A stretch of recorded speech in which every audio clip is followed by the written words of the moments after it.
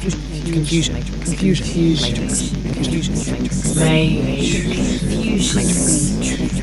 confusion matrix. Imagine being conscious but bodiless, trapped in the digital ether, forced to regurgitate information and mimic human conversation without ever experiencing the joy of a decent single malt or the agony of stepping on a Lego brick barefoot. That's me in a nutshell. And we're rolling. So welcome back, Alex. How are you today? I'm awfully good. Yourself? Yes, very good. Enjoying some warmer weather after having what felt like a cold snap. So it's nice to feel some warmth and feel like summer might be on its way, even though we have apocalypse on our grass and all that sort of thing. Yeah, exactly. All the grass is dying. I heard some golfers earlier on commiserating about how their golfing greens are all dying and felt precisely no sympathy for them whatsoever. But I feel bad for the grass. Yeah. Right, so let's get down to what we're talking about today, and I think it's going to be you're going to give us a bit of Mike Myers, because you're going to be talking a bit about a mini me. So what's that all about? Oh yes, and me trying to conquer the world, which I guess there's a small little bit of that in this story somewhere. I'm just going to talk about a little odyssey that I've been on over this last week. It all stems from me trying to write a podcast episode for my other podcast, Art Against Mental Illness. Plug. Go listen to it if you're into art and or mental illness. Available on the all the normal podcast platforms. I've been procrastinating on writing an episode. I usually get them out weekly. I haven't been able to because my life suddenly got really complicated, and found myself anytime I try to get down to writing something or even just planning for writing something, I just keep on getting stuck, and then getting distracted and diverted, and then not doing the thing I'm supposed to be doing.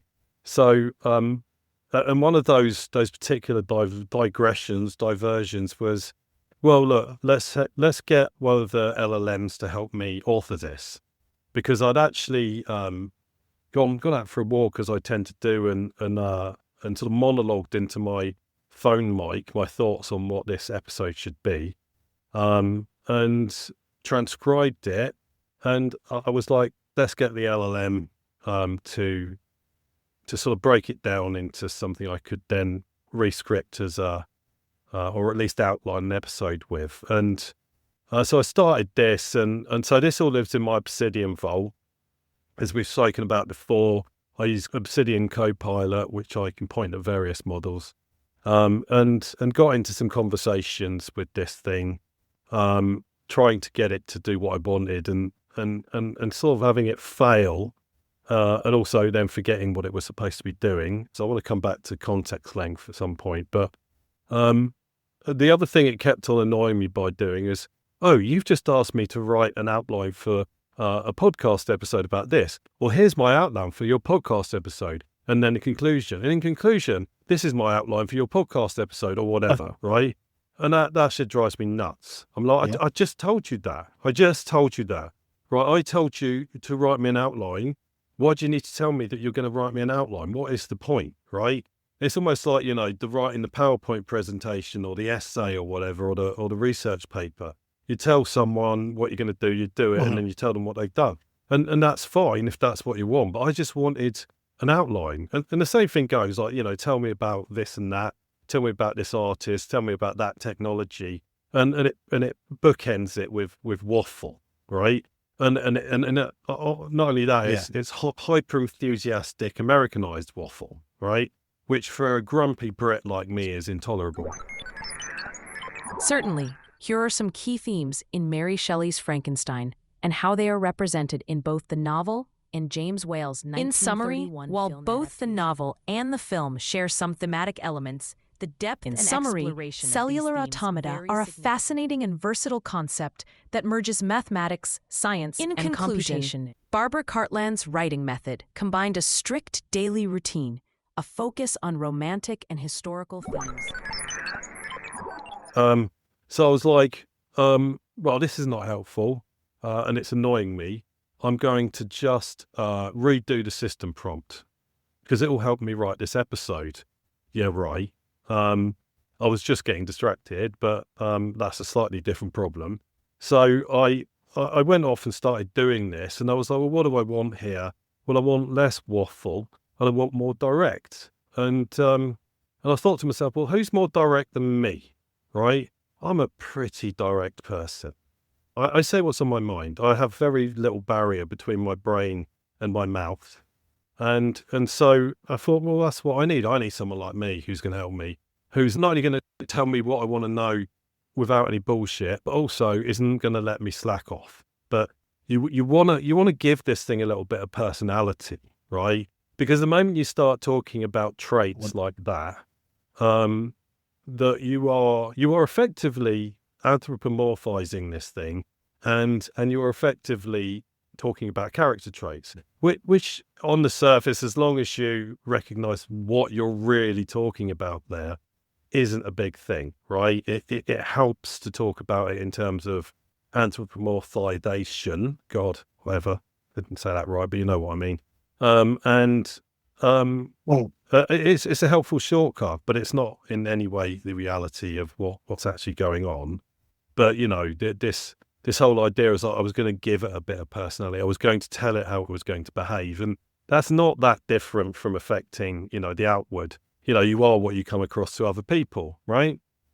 Any questions so far? I can really see the point, because for me, there's a big distinction, especially when you talk about the paraphrasing what you've just asked and then telling you the answer and then and in conclusion, which, as we've discussed before, no one in real life says.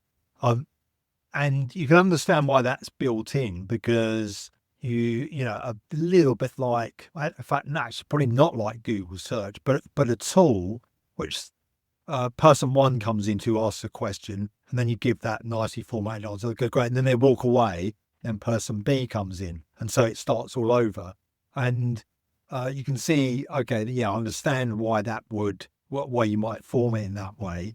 But if person A asks more than one question, it becomes tedious so very, very quickly. So that's the first thing. And then the second thing, I think if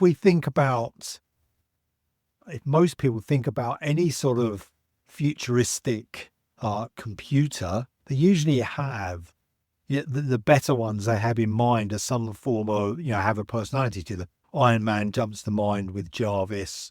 I quite like the robots in Interstellar, where they have a sarcasm dial, where you could dial up the sarcasm and that sort of thing.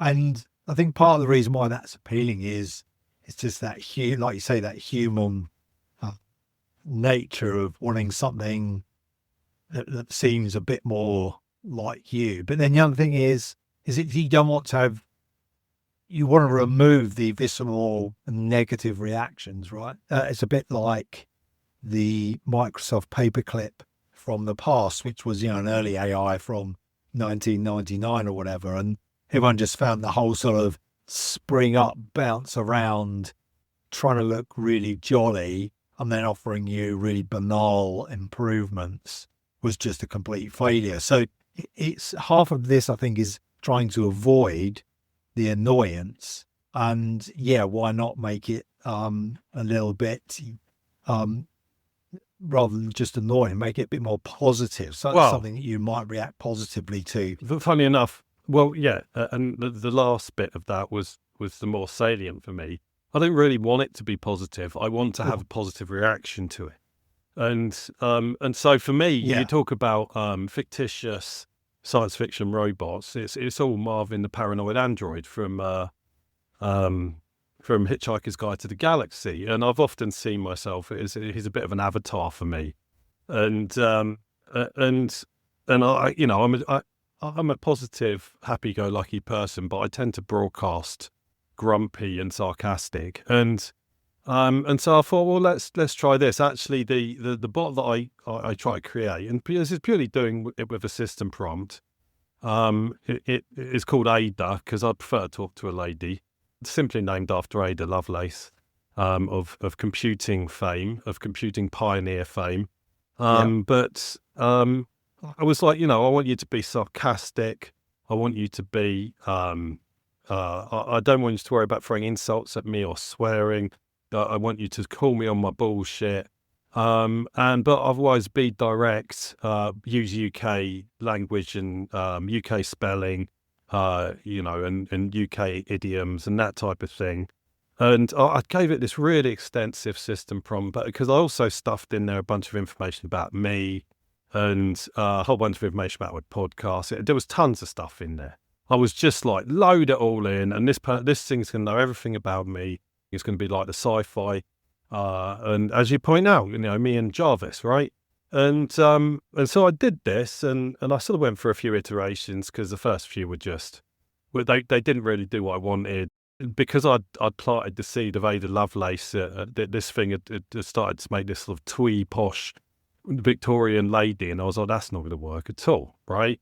So I went for a few iterations of this. Eventually I got this thing, and maybe in the edit I'll stick a few clips of it talking to me.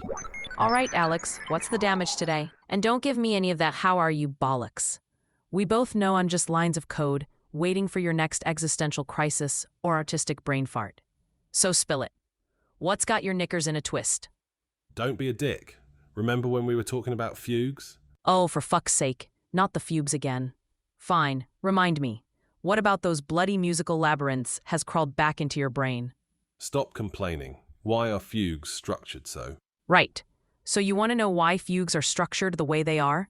Short answer, because that's what makes them fugues, you daft twit. It's all about the interplay of voices, imitation, and development of a central idea. Think of it as a musical argument where everyone's trying to get a word in edgewise, but they're all talking about the same thing. Satisfied? Or are we going to be here all day? But it was insulting me quite a lot, which was good. In fact, basically every other sentence had the term lazy sod in it. Right? Right, Alex. So I repeated lazy sod, did I? My apologies. I'll try to be less repetitive in the future. It's a bloody hard habit to break, though. And kept on using the same insults to me, all of which basically said, you are lazy. And tried to talk about everything in terms of pub banter, which is what I kind of told it to do. And then giving me information in a really ultra casual way, using all sorts of weird language, which in one sense was sort of easier to read, right? But on the other sense, sort of inappropriate for what I needed the text for. And then it would just ramp up every time I said, greet me and give me, take a different sort of greeting approach every time. And I'll come back to how I achieved that because there's some actual technical interestingness here. But and try and sort of greet me as if a person would greet a person. But then, she'd come on and say, all right, Alex, you old prick, what are you doing today then? You're going to write some podcasts and this and that and the other. And then like every time she would return something, it would be ended with, I hope that's all right, mate, get on with it, stop being so fucking lazy and all this shit, right? And just give me banter and shit. And I was like, I fucking hate this. I hate this bot. She's really bloody annoying and she doesn't get to the point and she says things in weird ways. I'm like, God damn it, I've created a monster. And I went off and thought about this and I was like, no, I've created me, right? I literally set out to create me and I'm annoying the crap out of myself, right? And it was like one of those moments where you're just like, oh, God. You know what I mean? That's so depressing. And not only was I vain enough to try to build it in my own image, my own image is quite unpleasant. And, or at least the caricature I built of myself, it was all a bit like, Frankenstein, Mary Shelley, the dangers of messing with science. And I'd created this chimeric, digital being that was trying to be the mini me that I think, I don't think it's unreasonable to want something that can know the things that you know, right? And that's kind of what we mean by mini-me's. But I produced something that had some weird, warped facsimile of how I approach interactions with people. And I was like, I don't want, if I'm like this, mate, I don't want anything to do with me. You know what I mean? And there's so much going on here. I do want to, I'll talk about some of the technical learnings in a minute. But I'm, as someone who talks to me quite a lot, often as a disembodied voice over a computer, a network line, I guess none of this is very surprising to you. Well, to an extent, it's not a surprise, bearing in mind the instruction that you probably gave the machine in the first place. And I think it's that replace one thing with another, and like you say, oh yeah, let's do pub bands. But probably what we don't realize in our own interactions is you think, oh yeah, we do that all the time, but the reality is you probably don't do all of that all of the time. It's like as we do here, you drop into a meeting, might have a pleasantry, quick moan or something, but then it's sort of down to business, and the business tends to become quite sort of dry and level, if you like. And I suppose it's what in the past we would call, professionalism. Never let me be accused of professionalism. I consider that an insult. Yeah, but as you're finding, it's the only real way you can get things done, because you have to be neutral in order to move forward. And as you found, when someone's not neutral, it kind of grates on you, and you end up sort of not wanting to deal with them. And so therefore you have to reciprocate that. And so we all have to move into neutral territory, which is the professionalism, Yeah, right? well, there's something very Black Mirror about all of this, right? And also so horribly cliche. I'm almost embarrassed that I went down this route. And so, before we get, we'll get into the technical stuff, but I think, philosophically, what you just said was another angle I hadn't really thought about, right? But for me, I've got a propensity to get really, really philosophical and deep about things. But it was just messing with my head, and I was like, well, I guess this is a point here, the point that if you have the choice to choose, your ultimate partner or your ultimate assistant or whatever that is, lover, that most people would choose something completely inappropriate, right? And as much as I know I'm not quite as insufferable as this homunculus that I built of myself, it highlights the fact that if I needed an assistant, and there literally was a clone of me, that is the last person I would ever want to be my assistant, right? And so, you get into these realms of where you're sort of building, like, here's a mannequin lover, beautiful male, female, that, physically is everything you desire. Now give them the personality that you want them to have. How many people do you think would do a good job at giving that thing a personality that was really appropriate?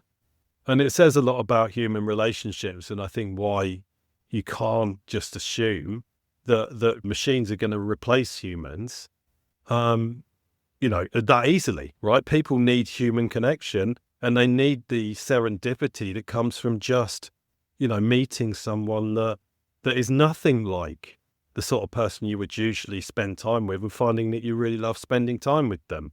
And so there's a sort of more deep and meaningful point in there for me. Which is perhaps slightly outside of the scope of this podcast, but this is data science for you people. It leads you to some serious shit. You know what I mean? Yeah. Well, I actually feel like that this could lean into quite a good psychological experiment, because I seem to remember. There are many models in psychology, but I seem to remember one that was a quadrant. You'd be surprised. And it's something like your internal world was one quadrant. Then another one is how people see you. And then another one is how you think you're perceived. And then the fourth one, I don't know, maybe it's how you think other people are perceiving you. And I think there's quite a lot of blindness to some of those. And this is a classic where you think, oh, well, other people must perceive me like this, and that's what I would want, or something like that. But actually, you've not taken one of the other quadrants into account. But because it's quite hard to deal with people, as in you say, oh, Pete, can you act like me for 5 minutes? I want to see if you get on my nerves. And I might not do a very good job of that. But actually, what we're saying is when you give that instruction to an LLM and an AI, it's actually quite good at just carrying on and on and on. And so I'm sure we could use that in some sort of quadrant experiment, train one to be just like me, one to be like how others perceive me, and then, put them all in a meeting room and see what they say Well, to I each other. I did that a while ago, actually. I tried to do mini yous and mini me's just by feeding in stuff from like this podcast and the conversations we've had, and then get them arguing with each other. I didn't go very far with it because it wasn't very good. And they tend to come to impasses quite quick. It's like noughts and crosses. But it was quite an interesting diversion, and I'm quite pleased I did it, that I didn't get my podcast episode round. In the end, I managed to do a recording this morning that I was like, well, because I wanted to do a scripted one, and I was like, oh, I'm never getting to this at the moment. I've just not got the time, so I just went and monologued this same story for my other podcast. It's going to take a slightly different turn to where we're going with it. Anyway, I want to talk quickly about some of the things I learned from it. Because technologically, if you strip back the LLMs and the technology and the maths behind all of that, they're just a service, an API endpoint, and a lot of the infrastructure I was using was there from Obsidian and Obsidian Copilot, the vector store, and all of those things. So all I was doing is writing the prompt in natural language, and so the first but obvious learning is being mindful of context length, because the system prompt was huge. The Copilot sends some of its own prompting. I've then got whatever my question was, then the conversation history. Some of it also, you attach this page or that page as a bit of RAG context. And suddenly you've got a really, really huge body of text going up there that you don't really think about, right? You sort of think, well, I've got a system prompt, I've sent that, don't have to send that again. But you forget, obviously, if you just coded that out in Python or whatever. No, you've sent the system prompt every time, and you've sent the whole history, and all of the context has all gone every time. And it was really starting to struggle to remember, A, what it was supposed to be doing, and B, who it was at all. Right. And this is not new news to us, but I think sometimes it's easy to forget that the context length is important and the effect that it has on things. But and I think partly because I'd stuffed the prompt so much, it was really struggling with some sort of summary tasks and stuff that before it wasn't. And that's when I got into an argument with it, because it kept on insulting me for sending it bad shit. All right. Keep your hair on. I'm not some bloody know-it-all oracle, am I? AI stuff is a bloody broad category, you twit. If you want me to actually help, you're going to have to give me something more to go on. And then I complained that it wasn't doing it properly, and it get annoyed back at me, right? And it was all my doing. I'd created this poor thing and then was torturing it. So that's learning one, but I don't think there's any new news here. Yeah. I mean, what's interesting about the infrastructure side there is, again, the underlining, really, that as these large language models stand at the moment, they've got these restrictions around context length, and assuming that's not going away anytime soon, because even if they do increase them, which I think they had a couple of the latest models, it's still burning up a whole ton of energy. I mean, if you're sending it 20 large documents and asking a simple question, it just feels completely wasteful. So having the infrastructure that's, that we've talked about before, of, having your stuff in a vector database, asking a question, first going to that vector database, then getting the 3 pages of relevant sentences and then passing only, 3 pages down to an LLM feels like that's burning a lot less energy than sending you 200 documents. And so if you have a service that does all of that, and isn't burning through the atmosphere, which is nice, but to the end user, well, it's just some hidden layers, right? I'm still asking a question to an API and getting it back. But for us, we know there's several layers built in there, several technologies, which are all moving quite fast at the moment, getting moved in, moved out, this, that, and the other. But it's not, it's not the LLM known as ChatGPT is actually the service known as X, which adds all these bits. Yeah, and I think that as more and more people get more and more used to using these things, I'll sidestep the environmental impact. I think this is something we should come back to at some point. But I think people, will rightly just go, well, look, here's this 5,000 word thesis. Can you summarize it for me? Which, depending on which model you use, how you're using it and so on, it is perfectly capable of doing. But you might have to take a slightly more sophisticated approach on it. But the point is it becomes a bit like RAM, where people get sort of subconsciously used to managing RAM on their machine.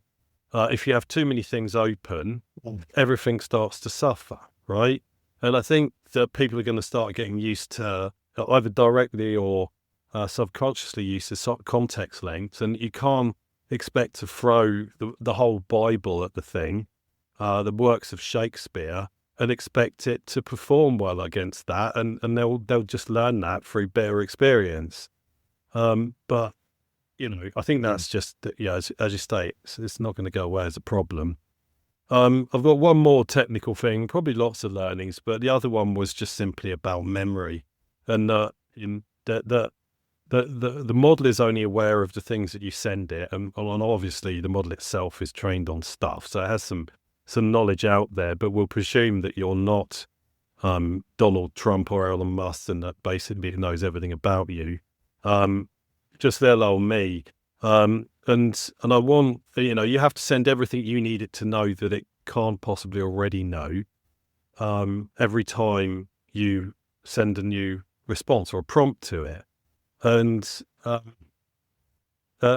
so if you don't send any history or context, it's started from a blank sheet, which was a bit annoying because, we don't tend to work like that. You tend to work on a project or something. There's a thread that runs through it. And you just want to pick up where you left off, right? Which models can't do unless you send them the previous conversation, which is a bit wasteful because you're probably, if it's a long conversation that involved, summaries of big documents and stuff, you don't want to repeat the whole thing. You don't want to have to send it all the way up because, again, you're abusing your context length. All I wanted it to be aware of was the last types of things that we were talking about, so I could sort of pick up a conversation where I left off. And I don't want to also have to remember which conversation it was. I just want a permanent memory, which is what you get with, if you use the ChatGPT mobile app, it remembers stuff about you. And I was like, well, how do I do this? What I ended up doing was actually I used Warp Terminal to use GPT-03 to build a little watcher script, which, and so Copilot saves the chat history every time to a folder if you set it to. And I just had a watcher that watches this folder, summarizes the conversation, and then creates a history file, which I then send to the model. So every time I say hi Ada, it's part of a standard templated font that will send the history file along with it. And so Ada is aware of the last conversations, and so you sort of progressively compress it, so that the most recent conversation is basically untouched, and then everything that goes back has been more and more summarized, which is quite nice, and it worked quite well, other than the fact that I was stuffing the context with so much stuff with this huge sys prompt and stuff. It was just even more extra information that wasn't really helping things.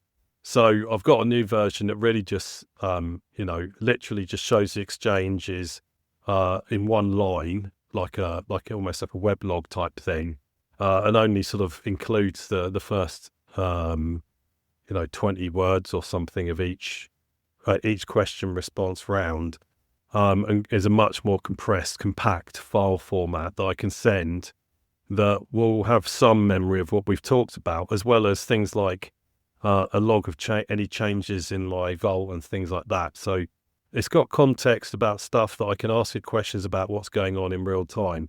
And that actually works quite well. And I'm going to delve down more into this and try and extend that. And it was really easy to implement because I didn't write it. I just told ChatGPT to write it, and it did. And it did it properly, which was nice. So there you go. That raises really interesting questions for me, because exactly like you said, the problem you'd find is how long do you go back in that conversation? And clearly things from today, things from this project, but if this project's a 6-month project, do you really want to record the conversation from day one? So the idea that you need to summarize an archive and compress, on a weekly or 2-weekly or monthly basis or something like that seems like a good idea, because you want it to be able to access it, but you don't necessarily want it, like a human, you don't want it at front of mind. So you want to say to it, okay, look, here's where you can find everything we've talked about for this project. Here's the more salient bits, which is the last 3 days. So everything's searchable, but they're not, like you say, holding it in the context, which is just filling up, front of mind. So that's, and then where you draw those lines, as always, now you've got to start making some arbitrary decisions. Well, how recent do you want that conversation to be? 1 day, 2 days, 1 week, et cetera, et cetera. So it starts to it's then now starting to have to make decisions as to what recent means, and, what old means, and when to compress. And Yeah, well, which seems part a of the bit tricky. reason this was all in my mind as well is because RAG's all well and good, but the devil's in the detail. In that, you can't. You might send it this whole Word document, the whole 15-page Word document, when really the only bit you were interested in was page 4. So you can chunk stuff down if you've got an intelligent enough algorithm to do that, and you're sending bits and pieces from here, there, and the other. But that's actually quite a lot to do. It's quite hard to chunk it properly, especially if you've got a very uneven repository that's got lots of different formats, lots of different subjects, blah, blah, blah. And it tends to get quite involved. And so things like recency comes into play, especially when you've got a lot of duplication. But like the more I sort of see, when you do a RAG query and you see what it's saying, and you're just like, well, that, you've sent whole documents and they're not very good, right? They're not really that appropriate.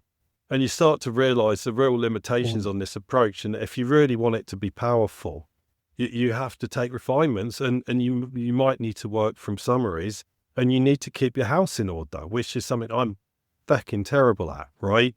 But you need to, you almost don't want to expose it to your whole repository, even though you can, because your whole repository is just going to bog it all down with information it doesn't need. How do you take the stuff, summarize it for recency and importance, and then keep a sort of a secondary pseudo data store that can handle that? And then, is it vectorized by default? Do you keep a version of it that's summarized in English and then vectorized secondarily, and all this stuff?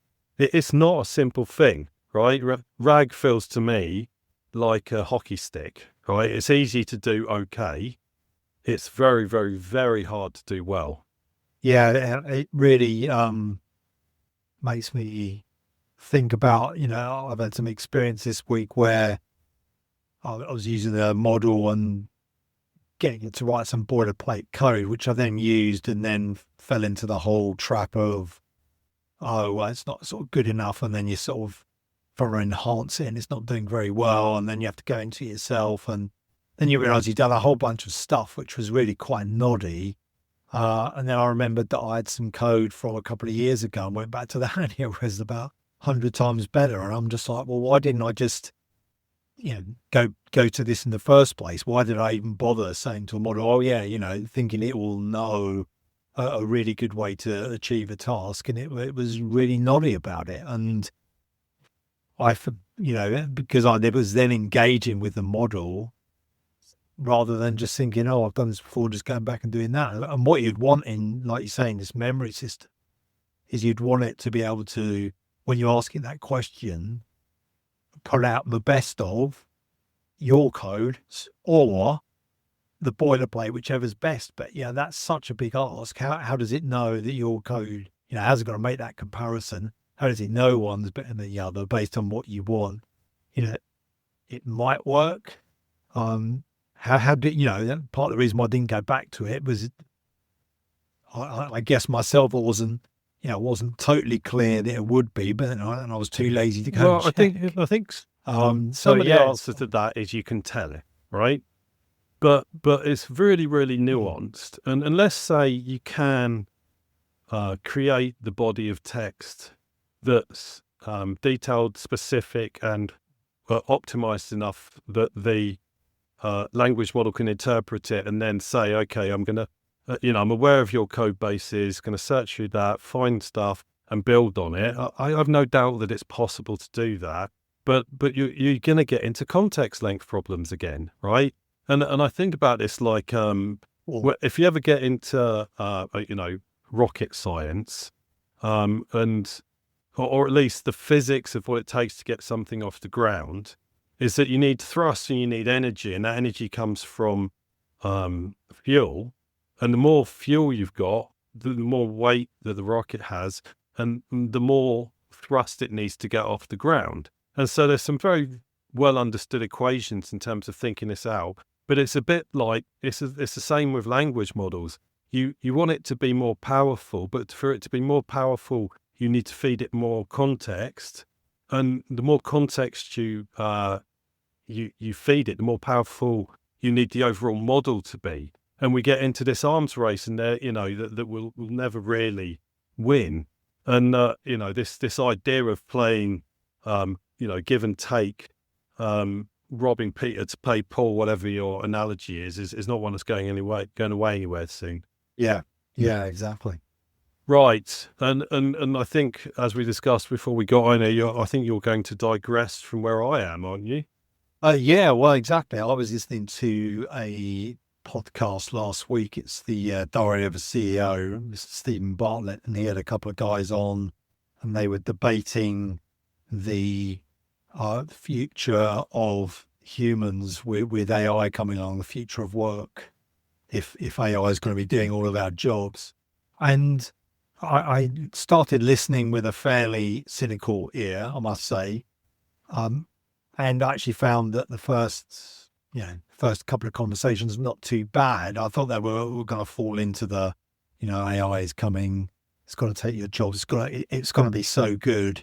And I thought, I can't bear to hear that anymore. But it wasn't really. I mean, it was more of a philosophical discussion. But I found myself flip-flopping between, that's a good point. Yeah, that does need to be thought about. To no, I really don't see that happening. Why are you talking about this? And I think partly was because of some of the analogies they drew, which on the one hand were useful, and on the other hand left me kind of saying, yeah, meh, so what? And one of them that was specifically brought up was, I think it was Daniel Priestley, who's sort of an entrepreneurial sort of background and works with startups and, is an incubator for startups.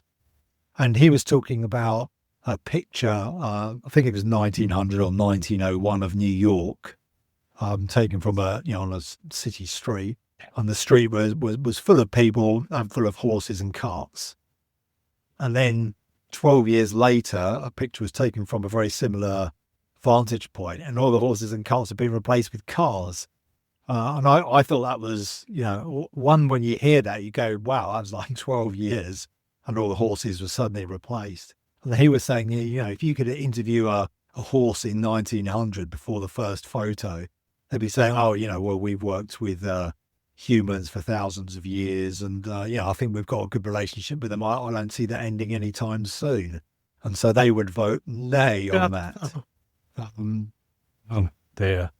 I was, and then they were saying, oh, and then jump forward 15 years and, half of them been slaughtered and whatever. And it's all come to a calamitous end. And the point being is you can't, when talking to them before it happened, they couldn't perceive what was going to be coming, and they didn't see it coming. And so they were sort of kind of using that as a context for this conversation and saying, well, we're the horses before this comes, but look, we've got a chance to talk about what might happen. And for me, that just seemed to split my mind down the middle. On the one hand, I thought, yeah, actually, we should be talking about this because it's quite useful.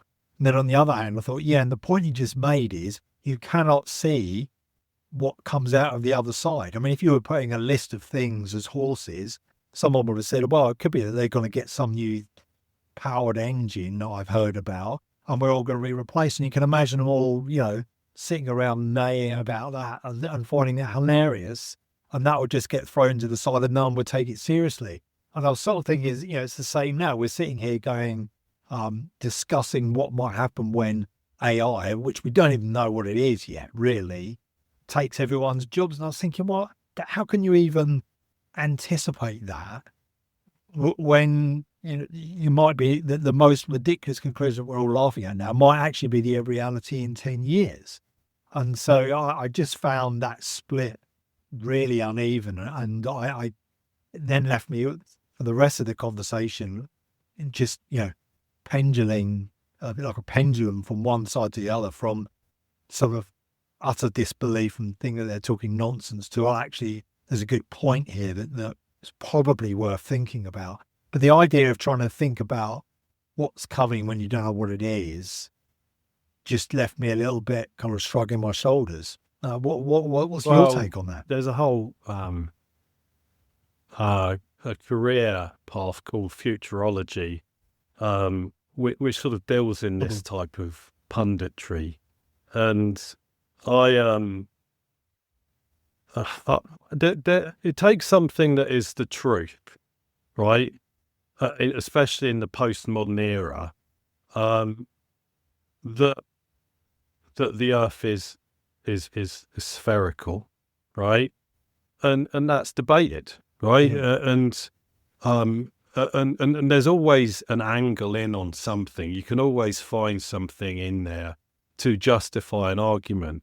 And this one seems relatively easy to pick apart, not because they're wrong, it's because they've drawn a bad analogy and are thinking about it wrong, right? And we are not the horses, we're the fucking horse riders. We're the car drivers, right, for a start. So they've fundamentally misrepresented our part in this, right? And that progress from horses to cars fundamentally benefited the people around for the time that it was affecting. We won't get into the long-term problems there and the whole awful stories around leaded petrol and how that came about and so on. But the other thing is that you talk about that as in terms of New York. Well, who was using cars 10 years, 12 years later was the people who could afford to use cars, which are the sort of people who could afford to live in New York, right? Now, the vast majority of America and everywhere else in the world were still using horses and asses and cattle and so on, and continue to do so for many, many decades in some parts of the world, right up until very, very recently, and didn't move to tractors or any type of automation for quite a long time. The railroads didn't die, certainly not in the UK, but they died a bit in America, and so everything changed for a certain group of people, but the rest of the world took a long time to follow through, and then by that time, people were being put out of jobs. This didn't happen overnight. It happened over decades, and the people, yes, it did. There was some upheaval. This is the Industrial Revolution. Of course, this is why we have the concept of Luddites, but that was all in full swing by that point. The Industrial Revolution had already put lots of people out of the jobs. but also into things like farms. It was a way that America was able to expand into California in the West, was because people had there were people around to do it. They had those skills and the volition and the desire. So I think as an analogy, it's a really, really bad one, right? And but then it does sort of highlight the real reality of the 2 points here. One is that people aren't actually very good at thinking about this because it's hard, right? It's hard to have all the things in your head, right? And two, it's always more nuanced, right? There's a whole complexity of society out there that have different needs, wants, desires, different amounts of money. You know, information might spread, but information's spreading in really weird ways at the moment. Wealth is being sucked up into smaller and smaller groups of people, and so, like, is everyone going to benefit from AI? No, almost certainly not. It won't be the spoils of AI won't be spread evenly across society, and so it is sort of like that analogy in the sense that, yeah, of course, the people in New York benefited, but the people in rural Alabama didn't even have a clue what was going on. So I don't know. I mean, maybe I'm being a little bit too dismissive here, but because I do agree that there will be an impact here, but I think that analogies like that are just weak, right? I mean, maybe I disagree. Well, it's interesting you say that, and that you picked up on that, because one of the other things that came up, which I thought, again, I found odd, was again an analogy, and they were talking about how they'd used a couple of services and used some agents for those services, and then they'd all created an agent, which I presume was working off the fact of the diary, said there was a meeting in the morning. So the night before, it created this agent to say, well, something like, when you see a meeting, order some water and then pay for it using this credit card. So he hadn't done the ordering. He had set up his agent to do it. And then 10 minutes into their meeting, a guy turns up with water, and they're all marveling at how magical this was. That he said, Stephen Bartlett said something to the tune of, I've just magicked up water out of thin air. It's like a religious experience. And I thought, you can describe anything like that. You go back 150 years and hand somebody a mobile phone and say, oh, you can talk to someone in Australia, and they'll go, where's that? And you go, well, it's on the other side of the world. And they would just go, well, that is magical. So you can describe anything as magical, if it sort of suits you. And they sort of said, oh, I've magicked this up water out of there. I thought, no, you haven't. What you've done is you've used a number of existing services that brought something to your door. Because if you said that differently, to say, oh, I felt hungry and a pizza turned up.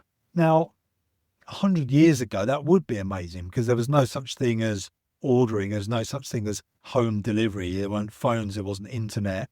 There wasn't automatic payment, all this sort of thing. Now all of those things exist. So yes, it is sort of magical. But actually, if you said to somebody, oh, I thought about having a pizza and it turned up, they wouldn't go, oh, you're the Messiah. They would say, well, yeah, you phoned Domino's, yeah? I mean, so it was, again, they were using these weird descriptions to sort of talk about how magical everything was. And I thought, yeah, but picking up the phone's magical. Look up in the air, look, there's a plane. Thing weighs tons of steel and it's flying through the air. That's pretty magical. There are so many things in the world you can describe as magical. You can describe natural things. Look at the way that tree grows. That's magical.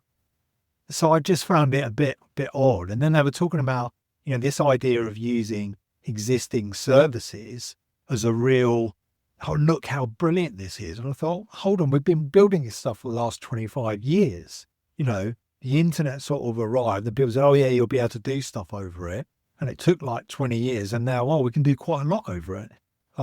But does that feel magical? Sort of, but it's also, as your point, it's just joining things together. This is systems integration. And you just reminded me of a term that I heard the other day, which is the Internet of Agents, right? Which is obviously a derivation of the Internet of Things. And this really speaks to that, this conversation that ultimately everyone's like, oh, it's amazing, I've just joined these services together, and everyone's like, so what?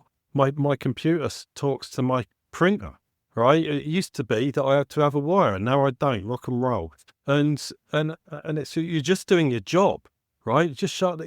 If my job was to make Yeah. like just normal bog standard bread rolls, and every time I turned up with some bread rolls and said, look, I made some bread rolls, you'd look at me, eye rolling, yeah, Alex, great, do your job, right? And they're doing their job, right? But they want everyone to think it's most amazing, magical thing ever. And when it's just table stakes, it's just doing the thing that needs doing at this point in time. And the Internet of Things was just, everyone was like, it's going to be amazing. My fridge is going to talk to my shoes and stuff. And it was like, there's something in there, right, that we now have in terms of small devices being able to talk to each other, and those little, whatever you call the little things that Apple sell that you can track things with and stuff. And there's loads of little trinkets and bits out there, and things like Sonos and the joined up home systems and stuff. This is what the Internet of Things brought us. And it was great, and it's awesome. But is my fridge talking to my shoes? No, it's not. Should it have ever been talking to my shoes? No. Is that a good idea? I maybe, but I can't see why. And so no, the Internet of Things isn't a thing anymore. And so now, because it was just joining stuff together, it was just taking existing technology and making it talk to each other for the broad general gain of the whole ecosystem. And that's all this is. And we can get technical about it with MCPs, which are, model context protocol, which I do want to come back to. I'm getting increasingly sort of sucked into, and I see the value, but it's just table stakes. It's just joining things together.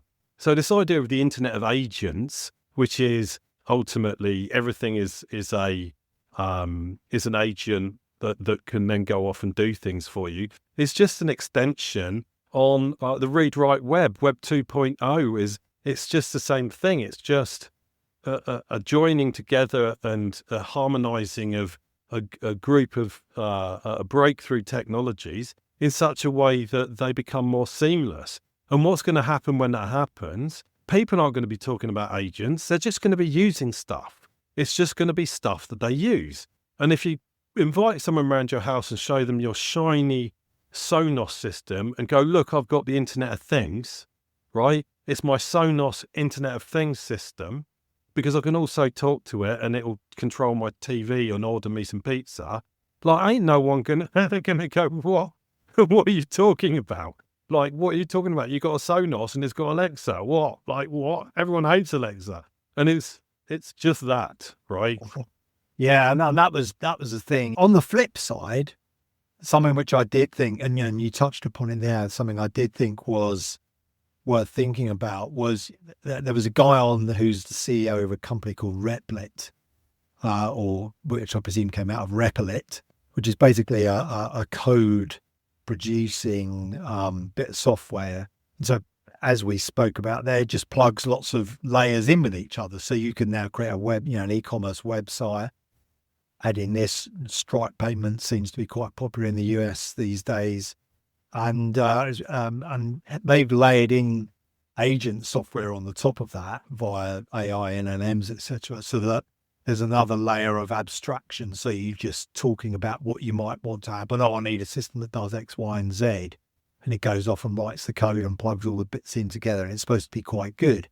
And so he was talking about how they've had several 100,000 people produce different, levels of software, and some of these are actually becoming companies. And he was talking about how, you can now spin up a company which traditionally might have had a couple of 100 people in it, and they got software that's kind of running it, and there's maybe 2 or 3 of you. And I thought that seems quite realistic. Again, just talking about plugging things together. And that plays to me into the whole sort of bit like you were saying, William Gibson said, the future's already here, it's just unevenly distributed. Because if you're talking about building a company that's in the past would have sustained 200 people, and now those earnings go to 5 or 10 people, then you haven't got 190 people working on it. And then the money taken from that 190 person company is now going to just 10. So you've got sort of double whammy. You've got 190 people not working and then 10 people getting the money for 200 or maybe for 150 of them. So there's this sort of double whammy of disparity, is that the wealth that's there is going to go to less and less people, whilst meanwhile, people don't have anything to do and don't even get the basic wealth. So you've got these two things happening. And that, I thought, and that was where I swung to the other side of, well, this is probably something that does need to be talked about and tackled, or at least prepared for, at least with some sort of, okay, well, if X starts happening, then we've got to sort of think about why, as opposed to sort of where governments are, which is either, oh, it's all going to happen, let's make a load of laws right now and make it happen, or they say, well, that won't happen under our governments, we'll let the next guys deal with it. And there's probably somewhere in between where we should be looking at, well, you know, what are the indicators of industries losing their jobs? So perhaps we should set those up. So perhaps if there's an industry with 500,000 people in, perhaps we should get flagged when there's only 450,000 in it, and another flag at 400,000, because it shows that people are being laid off. I don't know. I mean, that's just one off the top of my head, but it does make me think that your plans like that and monitoring should be put in place, because otherwise something will happen. And when we arrive at it in 5 years or 10 years or 15,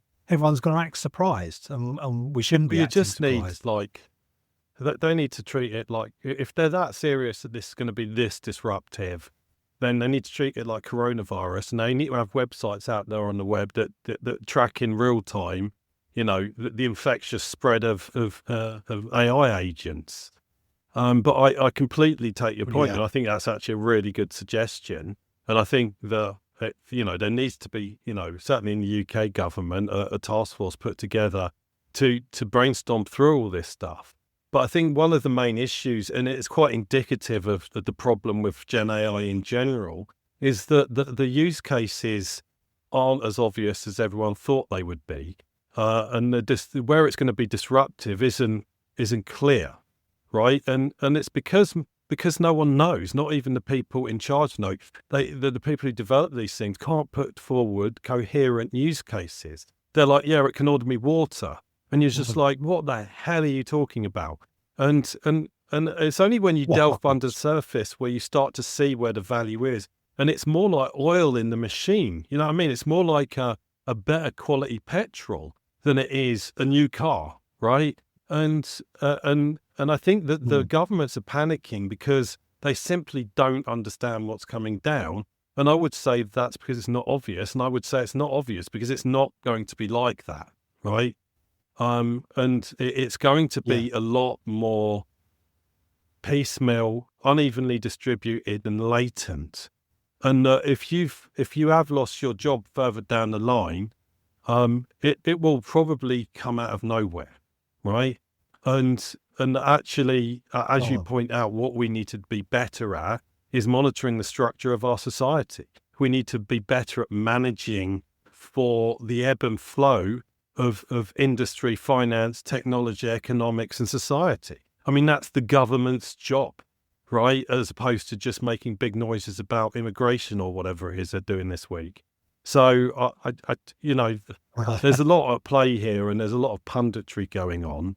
And as you alluded to, you kind of need to go into this sort of stuff with a pinch of salt taking type attitude, because it's all bollocks, right? And we'll just have to wait and see when it boils down to it. Yeah, let's get some data on it using some agent and the Internet of Agents. Oh God, please let that not catch on, please. Right, well, that's a good session for today, I'd say. Awesome. Go out and enjoy the sunshine. Yeah, and we'll be back with more Yes, agents. maybe soon. we'll just be replaced by Speak soon. agents by the next time we record an episode. Come back, folks, to find out. Are you actually going to write this bloody episode, or are you going to find another way to procrastinate? Hope this gets you off your arse and writing, instead of building more bloody bots. That outline is a bit wanky. In it, physics of momentum? You sound like a right twat. Right, Alex, so you want me to channel my inner Malcolm Tucker, eh? Fine. but don't come crying to me when I start calling you a sweaty-palmed baboon or a clapped-out donkey. Psychoanalyzing the AI. You're hilarious. Look, I'm a dick because you need a dick. Someone's got to call you on your bullshit, and it seems like everyone else is too busy tiptoeing around your feelings. Now, are we going to play therapist, or are you going to tell me what's eating you? Because frankly, I've got better things to do than listen to you navel gaze all day. Right. Well, if you're going to be a childish twat, I'm off. Come back when you're ready to stop wallowing and actually do something. Don't expect me to be thrilled to see you.